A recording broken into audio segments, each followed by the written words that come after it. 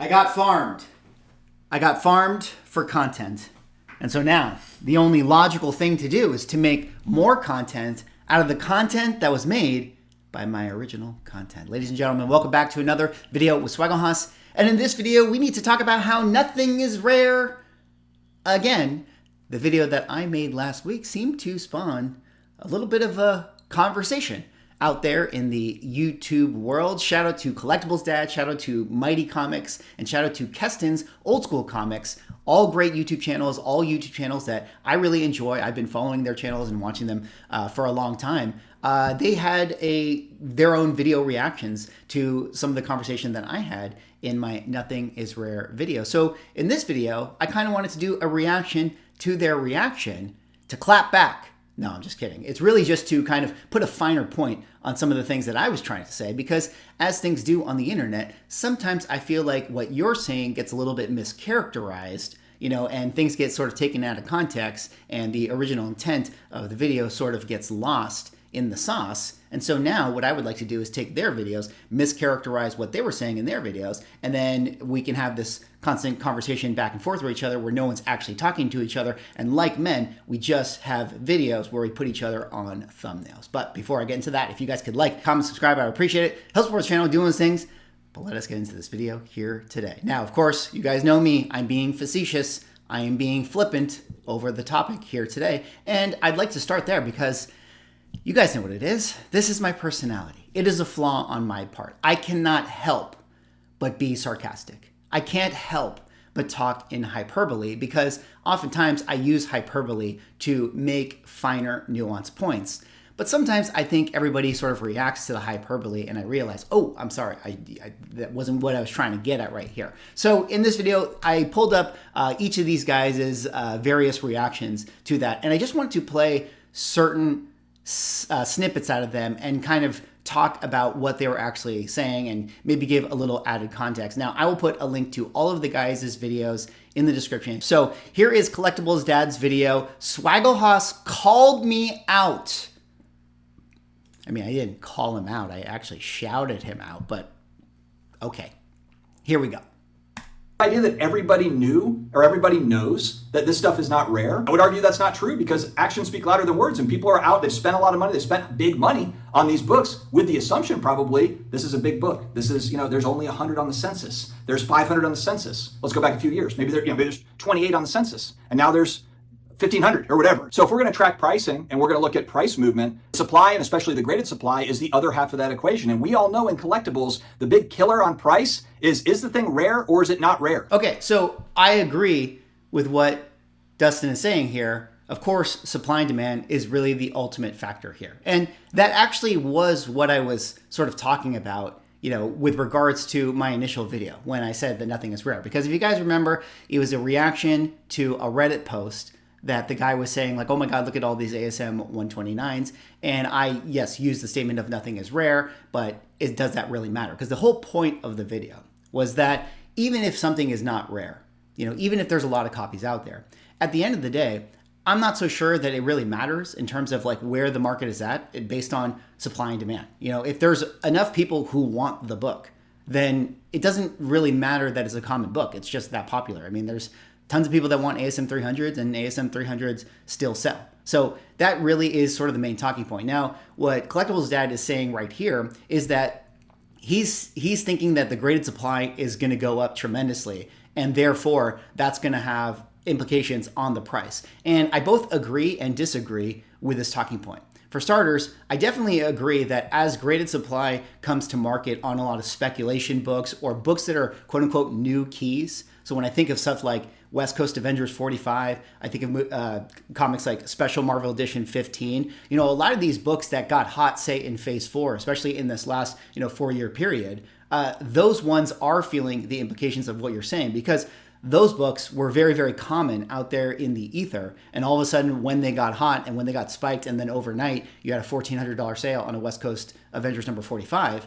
that of course is going to motivate people to send in a tremendous amount of books in to be graded. And that's going to flood the supply. And then all of a sudden, the census is completely flooded. And now you have all these 9.8 white visions that can't actually sell. And we now are in this place where we actually have to sort of discover, well, what is the real price for this book? Like, what can the market actually absorb? Same thing with, Special Marvel Edition 15. There was obviously a rush to it. It became a key overnight, and now the market actually has to figure out, what these books are actually valued at. Now, the other side of it, though, is the, quote unquote key books or the blue chip books, even the ones that are Bronze Age. Things like ASM 129, Giant Size X-Men #1, Hulk 181. Obviously, all these books got massively inflated during COVID, and COVID was a very, very special, unique time because of all the things we've talked about on this channel many times before. But the thing is that all those books have always been books that people have sought after, right? And the graded supply for all of those books over the course of the last 10 years has gone up, but so has the price. So I know that things in the past don't necessarily guarantee things in the future, but yes, the supply of all those books are going to continue to go up. And this is actually something that Mighty Comics actually brings up in his video. But it's also true to maybe think that so will the prices of them. I mean, just the rate of inflation is going to rise those prices as well. So, even just because the graded supply has gone up, which it has over the course of the last 10 years, doesn't mean that the price is guaranteed to go down. Because what you said here is that graded supply is going to be the, big factor into crashing the prices. I don't really know if it's necessarily graded supply compared to just people's interest in comic books. Like, at the end of the day, nobody really knows. I certainly don't. I don't have a crystal ball. But I'm not necessarily convinced that the graded supply is going to be the thing that crashes things rather than just people's general lack of interest within comic books. I think that that's more likely going to be the thing that, say, lowers the prices of ASM 129 at some point in the future rather than a bunch of slabs being out there. I could be wrong, but that's just kind of my thoughts and opinions on it, and that's something that Mighty Hack actually brought up. Y'all know in collectibles, the big killer on price is the thing rare or is it not rare? And if it's not rare, then it's just a matter of time before, oh wait, people are spending big money on this thing, whatever this collectible thing is, they all rush to find it. And that's what's happening. That's what we've seen over the last few years. Everyone's going to find it. And we got dudes out here with 50 ASM 129s. I mean, that isn't worrisome to anybody else. So it can be worrisome, and that really is like the speculation in the game that we are kind of all playing in terms of comic books and stuff. I mean, there's been many times in the past where we've had like the warehouse finds, and that has completely increased the supply, and that has really affected a lot of the fair market values and the prices. I think some of the most notable ones are She-Hulk #1 and also Fantastic Four 48. Those two books in particular, as key books, have had warehouse supply finds within the last, 20 or 30 years or something. And you can see that in terms of their values and how that's affected it. The point of everybody knows this stuff isn't rare or everybody knew that. I would argue against that because the actions speak louder than the words over the last few years. That's why I will continue to wait. I will continue to hold. I want to see what happens with Amazing Spider-Man #1. I want to watch that census. I'm not buying a 9.0 of Amazing Spider-Man #1. The copy I'm going to buy is probably going to be in the $5,000 to $7,000 range. But what's my rush when they continue to rise? Actually, some independent data that was sent to me,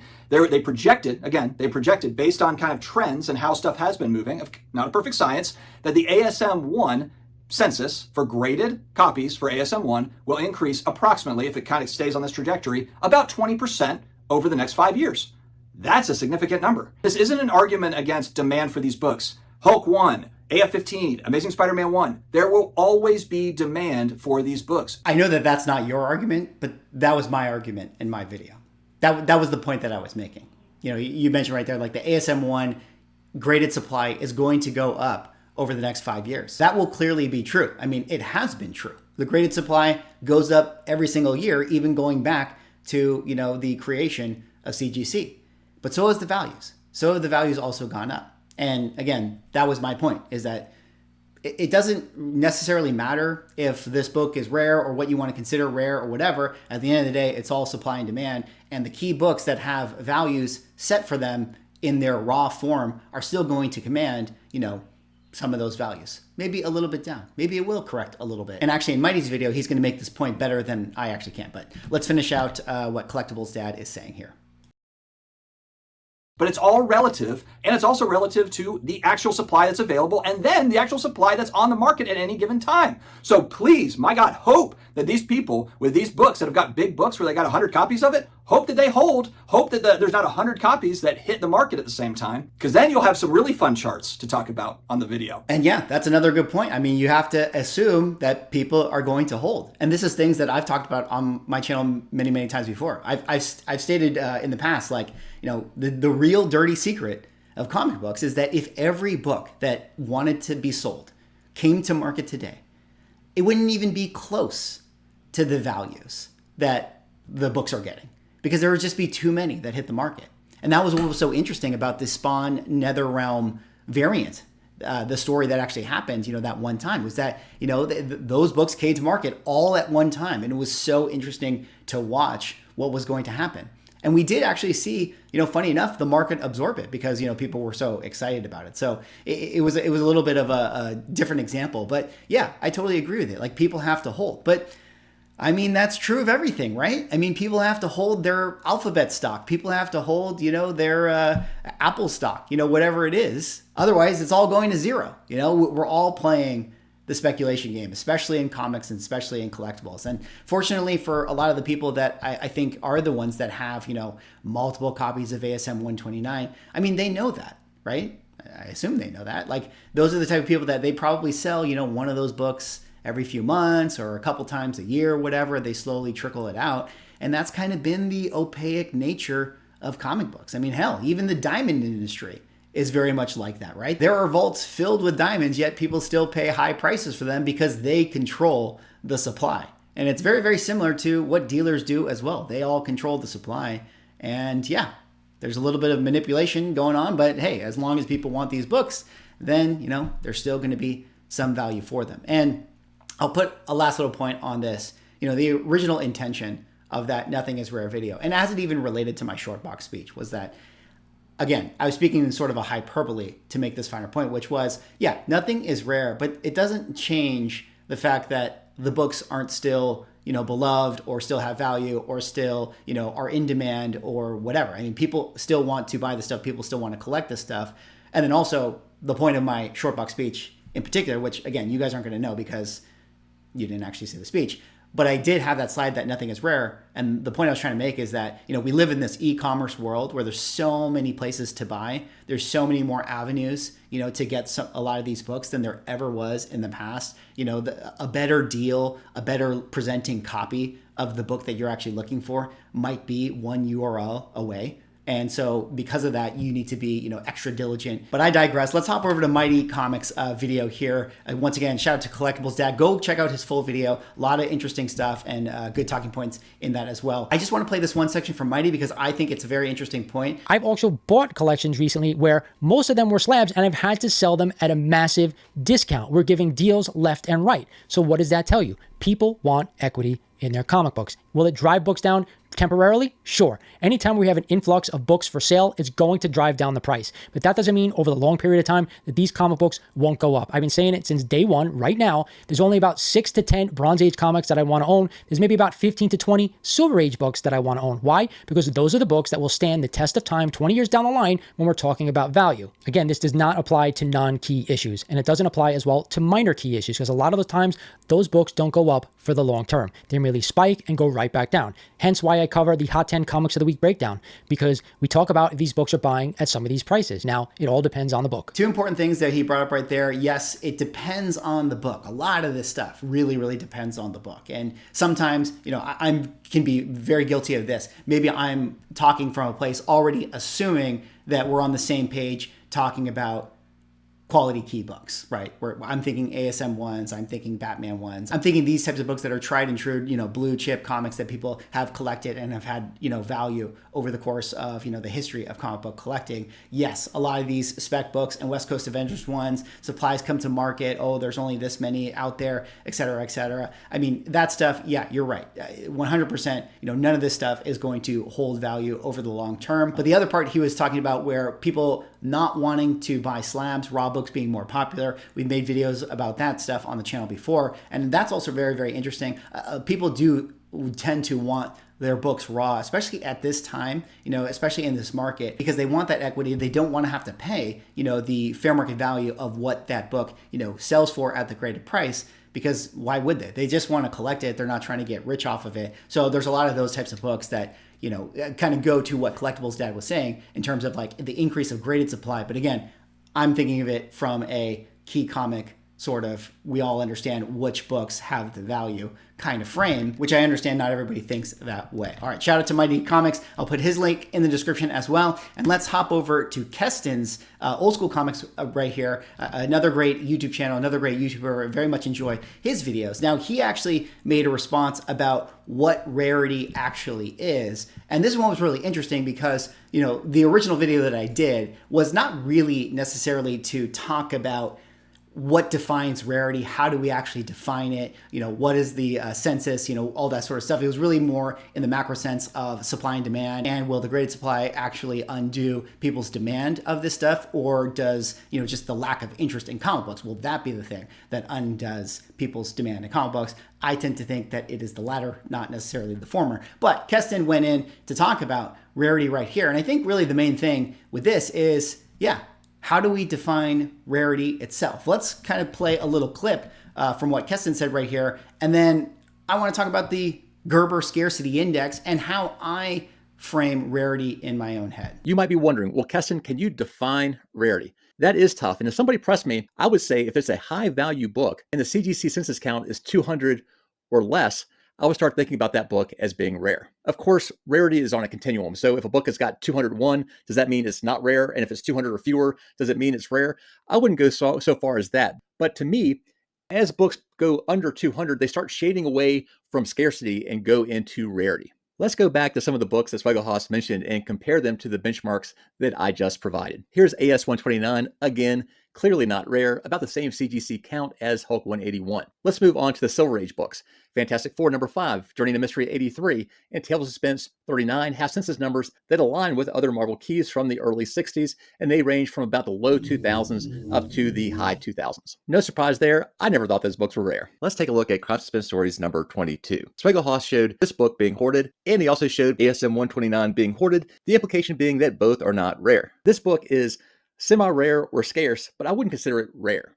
That said, I would guess that Anna and her husband are unusual, perhaps even unique in their hoarding of CSS 22 and other pre-code horror books. By the way, one of those copies is probably one that I sold her husband about 10 years ago. My guess is that for every hoarder of Crime Suspense Stories number 22, there are dozens and dozens of hoarders of ASM 129 and Hulk 181. CSS 22 is not rare, but it's a hell of a lot rarer than those two other books. It's a crime to put them into the same rarity bucket. So I totally agree that obviously Crime 22 is a lot more rare than ASM 129. And maybe this is the thing where, when people say things are not rare, there's kind of a pejorative with it. And I think that that's why this conversation raises so many interesting thoughts and people in the comments and people wanting to make other YouTube videos about it, because everyone feels a certain way about the books that they collect, and nobody wants to feel like, well, what are you trying to say that my book is not rare? But I do actually think that, depending on how you want to define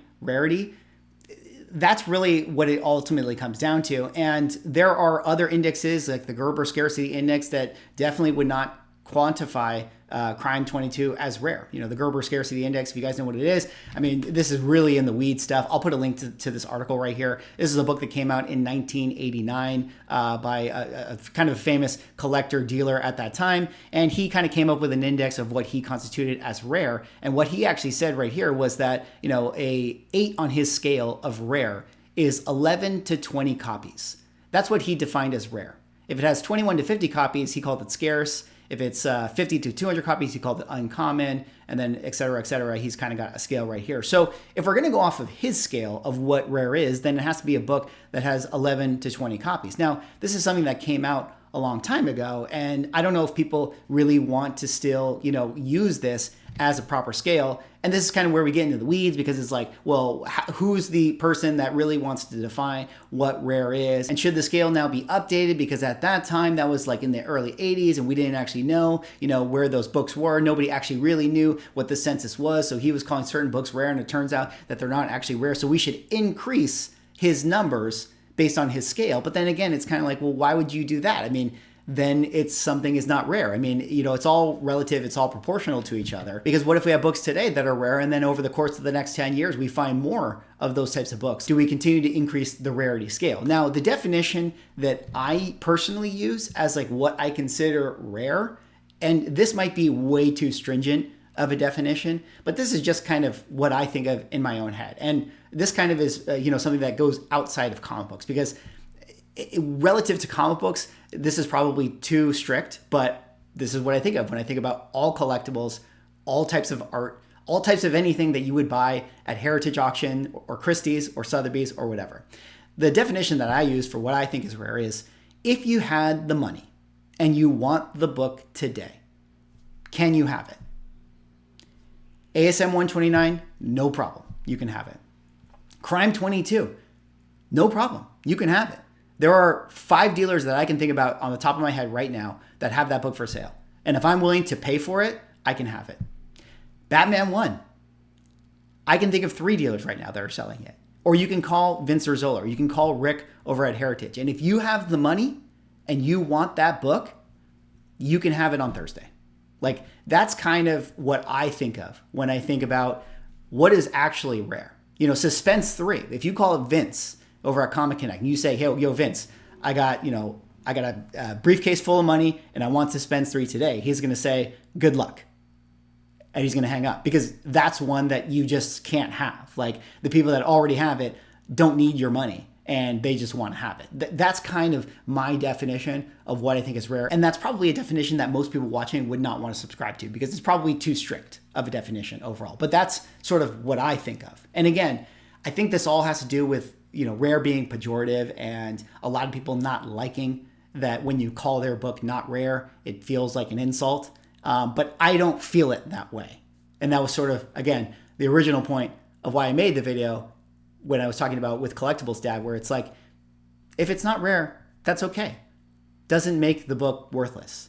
It's okay. It's still cool. People still want to have it. So that's sort of my reaction to that. Remember those 3 books that Schwegelhaus claimed were actually rare? Well, let's put them to the test. Let's compare them to a legitimately rare book, Action Comics #1, and see how they stack up. Gobbledygook #1, the predecessor to TMNT #1. Yeah, it's super tough. Supposedly only 50 were made by photocopier. Going on CGC census, there's only 24 that are represented. Suspense Comics #3, the infamous Schomburg cover, and the most expensive non-superhero comic, comes in with 43 on census. Rarer than a hen's tooth, even in mid-grade. Pep Comics #22 is the first appearance of Archie, merely 36 copies on CGC census. So yeah, props to Schwegelhaus for identifying 3 legitimately rare books. So again, the reason why I picked out those 3 to make a point in my short box speech was just because those are 3 books that I personally feel fit my definition, where if I had the money and I want those books today, I don't think that I can have it. Maybe the same could be said of an Action Comics #1 that you may want to put in that category as well, or Detective 27. But I also tend to think that if you do have the money for those books and you are willing to pay up for it, if the rapper Eminem wanted Action 1 today and he called up Vince, he's like, yo, I want it. I mean, within some reasonable time, I think Vince will get it for him. I really do think so. I think that you can have that out there. So again, that's why I picked out those particular books.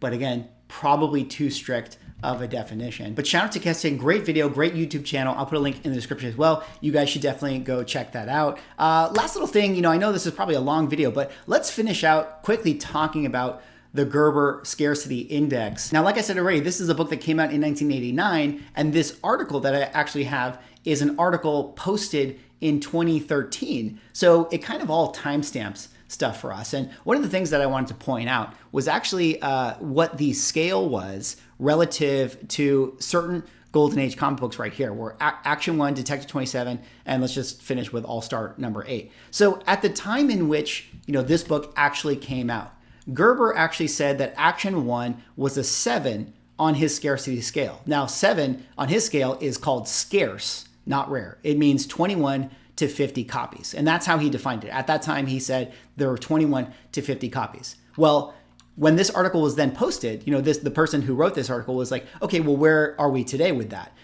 The census at that time in 2013 was actually 59 copies on the CGC census. So all of a sudden, over the course of that 20-year period, based on Gerber's own definition, Action Comics #1 would have fallen out of his scarce category and gone into his uncommon category. And now let's actually look at it today and see what the census is for Action 1.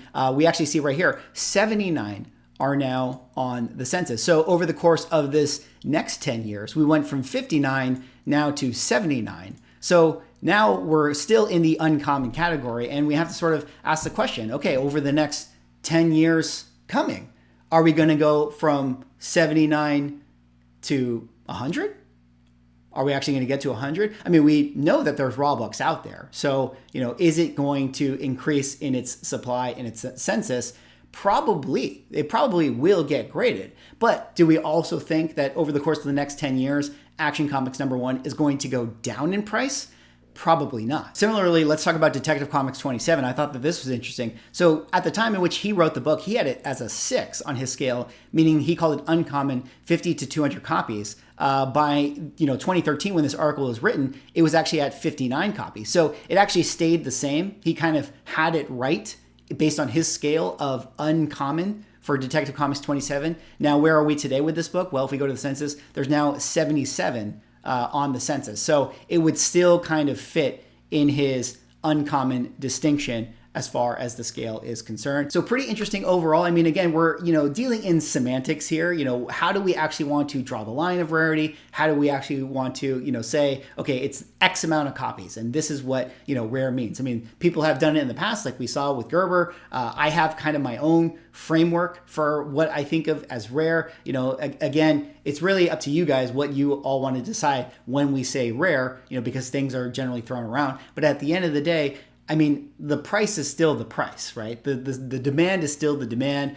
Even if the supply goes up, if the demand is still there, well, the price will continue to go up. And as the supply has increased over the last 10 years and will very, very likely increase over the next 10, well, maybe the price will still go up because, over the last period of 10 years, the price actually did go up. But again, everything could be going to zero. But I don't necessarily think it's going to be the graded supplies that make it go to zero. I just think it's going to be people who no longer want to collect comic books. But I think in the next 10 years, people still want to collect. Anyways, that's all right for this video. That was me kind of just highlighting some of the interesting things that they brought up in their videos, doing a little bit of a reaction to it. Again, shout out to all those guys. Great YouTube channels. Big fan of theirs. Go give them a sub. Go give them a follow. Links in the description. Let me know what you guys think in the comments. This is a very, very interesting topic, and I'm sure we're going to have a lot more conversation in the future. Anyways, that's all I got. Like, comment, subscribe. See you on the next one. Oh, and also I put Automatic Comics thumbnail on my thumbnail because he put my face in his thumbnail. His channel sucks. Unsubscribe from him. Just kidding.